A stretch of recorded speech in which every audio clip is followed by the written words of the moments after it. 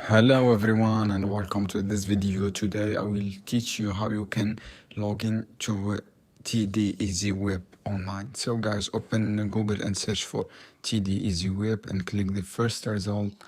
After that, you log into this website. You have two options, username or access card. Click this one and you can add description for the optional option. You additional option and click password. After that, log into your TD EasyWeb. This is easy how you can do, guys. If you don't have account, you can register here, as you can see here. This is secure and guarantee, and you're protected your information.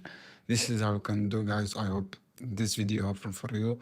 See you on another video soon, and don't skip like, share this video for more content. So guys, remember, if you need any help, you can just click the login help to guide you and your problem, and click here, write your problem. See you on another video soon.